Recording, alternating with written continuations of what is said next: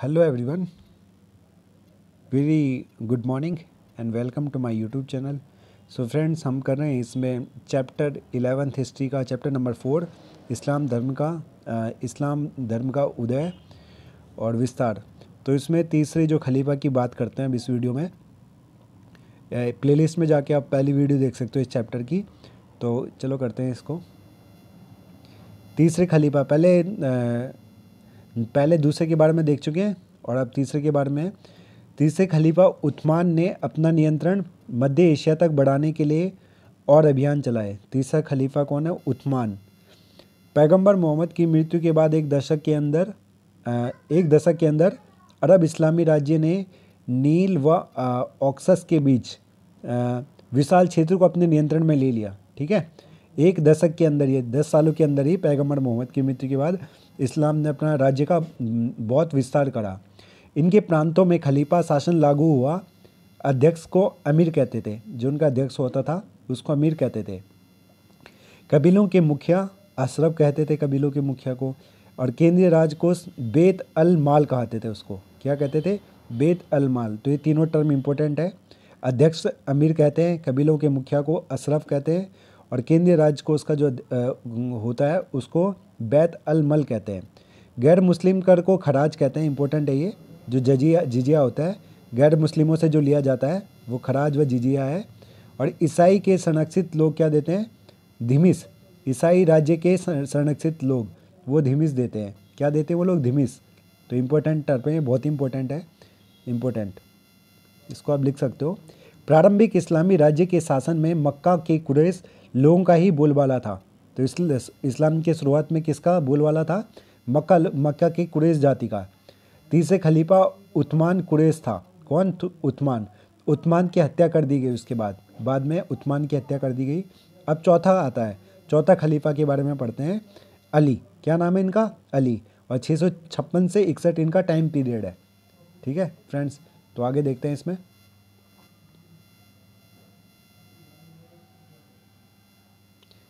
चौथे खलीफा अली, 656 से 61 time period है। अली द्वारा उन लोगों के खिलाफ जो मक्का के अभिजात तंत्र का प्रतिनिधित्व करते थे, 2 युद्ध लड़े जाने के पश्चात मुसलमानों में दरार गहरी हो गई। अली ने अपने आप को कुफा में स्थापित कर लिया। वह मोहम्मद की पत्नी आयशा के नेतृत्व वाली सेना ऊंट की लड़ाई 657 में पराजित कर दिया। लेकिन उस्मान के नातेदार सीरिया के गवर्नर मुआविया के गुट का दमन नहीं कर पाया। ठीक है, तो ये किसको? सीरिया के गवर्नर को हरा नहीं पाया। दूसरा युद्ध जो इसने लड़ा, जो सिफिन उत्तरी मेसोपोटामिया में हुआ, जो कि इराक है, संधि के रूप में समाप्त हुआ। इसमें उनके अनुयायी 2 धड़ों में बढ़ गए।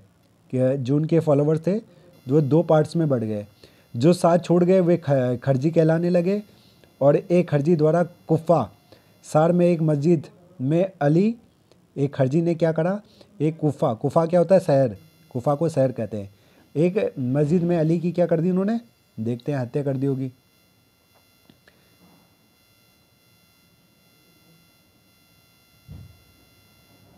हत्या कर दी। तो इसने क्या कर दी? कुफा ने अली की मस्जिद में क्या कर दी? हत्या कर दी। तो अली भी मारा गया। चार खलीफा हो चुके थे। अली के अनुयायियों व पुत्र हुसैन व उसके वंशजों के प्रति अपनी निष्ठा उन्होंने अपनाई। मुआविया क्या है देखते हैं, ने 661 में अपने आप को अगला खलीफा घोषित किया, जो मुआविया है। ठीक है, मुआविया। कब? 661 में। वह उमैयद वंश की स्थापना की, जो 750 तक चला। कौन सा वंश आएगा? पहले खलीफा था, खलीफा, अब आएगा उमैयद वंश। उमैयद, तो ये ध्यान रखना आप, उमैयद वंश। उमैयद और राजतंत्र का केंद्रीकरण सेंट्रलाइजेशन, कि एक ही जगह से सारी चीज़ें क्या हो? प्रशासन, नियंत्रण हो। उमैयद और राजतंत्र। बड़े बड़े क्षेत्रों पर विजय प्राप्त होने से मदीना में स्थापित खिलाफत नष्ट हो गई। बड़े बड़े क्षेत्रों में विजय प्राप्त होने से मदीना में स्थापित जो खिलाफत थी वो नष्ट हो गई।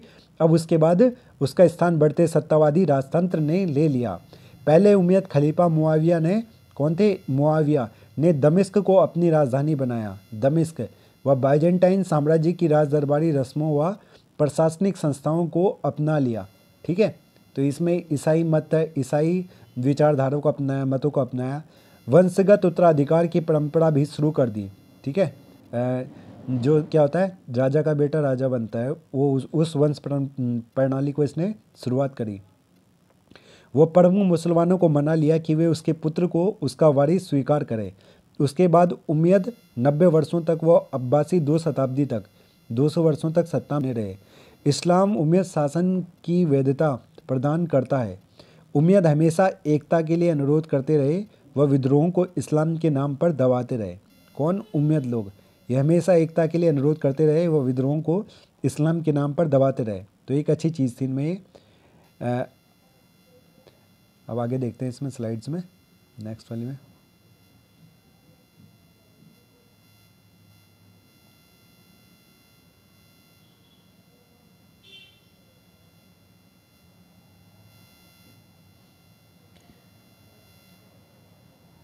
अब अवध अल मलिक व उसके अनुयायियों के शासनकाल में अरब व इस्लाम दोनों पहचानों पर मजबूती से बल दिया जाता रहा। खिलाफत में जो सोने के दिनार व चांदी के दिरहम चल रहे थे, खिलाफत में कौन से सिक्के चल रहे थे? सोने के दिनार चल रहे थे, दिनार, सोने के दिनार, ये गोल्ड के थे दिनार। और चांदी क्या चल रही थी? दिरहम, दिरहम। वे रोमन और ईरानी सिक्कों की अनुकृतियाँ थे, जिन पर सलीम व अग्नि देवी के चिन्ह थे। वह यूनानी व पहली भाषा में ईरान की भाषा लेख अंकित होते थे। इन चिन्हों को हटाकर सिक्कों पर अरबी भाषा में लिखा गया। अबद अल मलिक ने जेरूसलम में डोम ऑफ रॉक बनाया। क्या बनाया इसने? डोम ऑफ रॉक। किसने? अबद अल मलिक ने। बाइजेंटाइन का सोने का बना सॉलिडस सम्राट हेराक्लियस अबद अल मलिक द्वारा ढाला गया सोने का दिनार था। तो खलीफा उम्मा के नीचे कौन कौन से थे? खलीफा जो 4 कौन से थे? पहले खलीफा थे अबू बकर, फिर उमर, फिर उस्मान, फिर अली। उमैयद वंश फिर आया, उसके बाद उमैयद, मुआविया इसमें आ गए। ठीक है, खलीफा अब्बास। अगली स्लाइड देखते हैं। अब्बासी क्रांति अब है, अब्बासी क्रांति, अब्बासी क्रांति नहीं, दवा नामक आंदोलन ने उमैयद वंश को उखाड़ फेंका। ठीक है, किसने? दवा नामक। 750 में इस वंश की जगह अब्बासियों ने ले ली, जो मक्का के थे। कहाँ के थे? मक्का के थे। ठीक है, अब्बासी ने उमैयद शासन को दुष्ट बताया व कहा कि वे मोहम्मद के मूल इस्लाम की स्थापना करेंगे। किसने कहा? अब्बासियों ने कहा कि हम मोहम्मद के मूल उसकी इस्लाम की स्थापना करेंगे। अब्बासी पैगंबर के चाचा अब्बास के वंशज थे। अब्बासी शासन के अंतर्गत ईरानी संस्कृति का महत्व बढ़ गया। अब्बासियों की राजधानी क्या थी? बगदाद। अब्बासियों की राजधानी बगदाद, जो वर्तमान में इराक की राजधानी है। ठीक है, खिलाफत का विघटन व सल्तनतों का उदय। अब आगे देखते हैं। खिलाफत का विघटन, जो खिलाफत था उसका विघटन हो गया, वह सल्तनतों का उदय होता है। अब अलग अलग सल्तनतें। अब्बासी राज्य 9वीं शताब्दी से कमज़ोर हो गया। बगदाद का नियंत्रण कम हो गया था। अरब समर्थक व ईरान समर्थक गुट आपस में टकराव हो गया इनमें। एक तो अरब समर्थक थे और एक ईरान समर्थक गुट थे। सन 810 में खलीफा हारून अल रशीद के पुत्रों अमीन व मामून के समर्थकों के बीच गृह युद्ध शुरू हो गया। किन के बीच में? जो खलीफा हारून अल रशीद थे उनके पुत्रों अमीन व मामून के बीच क्या हो गया? गृह युद्ध। पैगंबर की बेटी कौन थी? फातिमा। सन 995 में बुहाई नामक सिया वंश ने बगदाद पर कब्जा किया। कौन से वंश ने? 945 से, 95 नहीं है, बुवाही 945 में सिया वंश ने बगदाद पर क्या करा? कब्जा किया। उन्होंने खलीफा की पदवी धारण नहीं की। किस चीज़ की? खलीफा की। 1969 में मिस्र को जीता व फातिमी खिलाफत की स्थापना करी। मिस्र की पुरानी राजधानी फुस्तात की बजाय नए शहर काहिरा को राजधानी बनाया। किसको? जो मिस्र है, जिसको इजिप्ट कहते हैं, वो वहाँ पे क्या? काहिरा को राजधानी बनाया। सन 950 से 1200 के बीच इस्लाम सामान्य आर्थिक व सांस्कृतिक प्रतिरूपों से एकजुट बना रहा। सन 950 से 1200 के बीच इस्लाम सामान्य आर्थिक व सांस्कृतिक प्रतिरूपों से एकजुट बना रहा। अगले स्लाइड देखते हैं।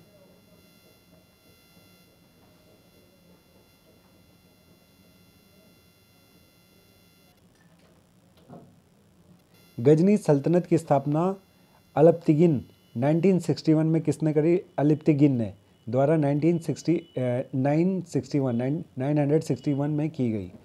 उसने गजनी के महमूद 1998 से जो जिसका शासन पीरियड था 998 से 1030 तक द्वारा मजबूत किया गया। और ये महमूद गजनवी वही है जिसने भारत पर 17 बार आक्रमण किया था। धर्म युद्ध आगे देखते हैं।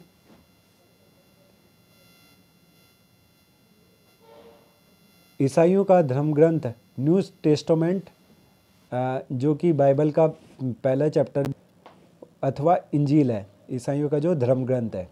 ठीक है।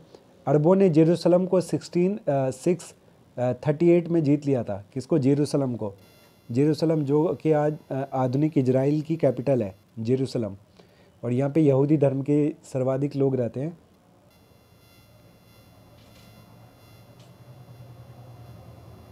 मुस्लिम जगत के प्रति शत्रुता 11वीं शताब्दी में और अधिक स्पष्ट हो गई। नॉर्मनों, हंगरी वासियों व कुछ स्लाव लोगों का ईसाई बना लिया गया था। नॉर्मन, हंगरी वासी, तो जो मुस्लिम जगत के प्रति जो शत्रुता थी वो 11वीं शताब्दी से शुरू हो गई थी। 1092 में बगदाद के सल्जुक सुल्तान मलिक शाह की मृत्यु के बाद उसके साम्राज्य का विघटन हो गया।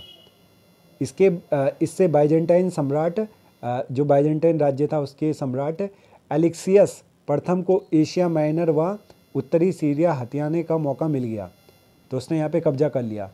पोप अर्बन द्वितीय के लिए ईसाई धर्म की जीवट प्रवृत्ति को फिर से जीवित करने का एक अवसर मिला। पोप जो सबसे बड़े धर्म गुरु होते हैं ईसाइयों के, 1105 में पोप ने बाइजेंटाइन सम्राट के साथ मिलकर पुण्य देश होली लैंड को मुक्त कराने के लिए ईश्वर के नाम पर युद्ध के लिए आह्वान किया। तो इसी को धर्म युद्ध कहा गया। आगे देखते हैं नेक्स्ट स्लाइड में।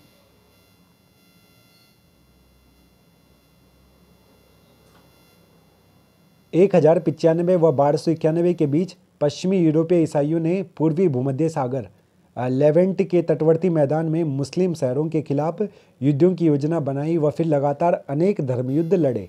ठीक है। तो ईसाइयों के और मुस्लिमों के बीच में जो युद्ध हुए उनको धर्मयुद्ध के नाम से जाने जाते हैं। प्रथम धर्मयुद्ध 1098 से 1099 में फ्रांस व इटली के सैनिकों ने सीरिया में एंटियोक व जेरूसलम पर कब्जा किया। दूसरा धर्मयुद्ध हुआ था 1145 से 1149 के बीच। और तीसरा धर्मयुद्ध हुआ 1189 में।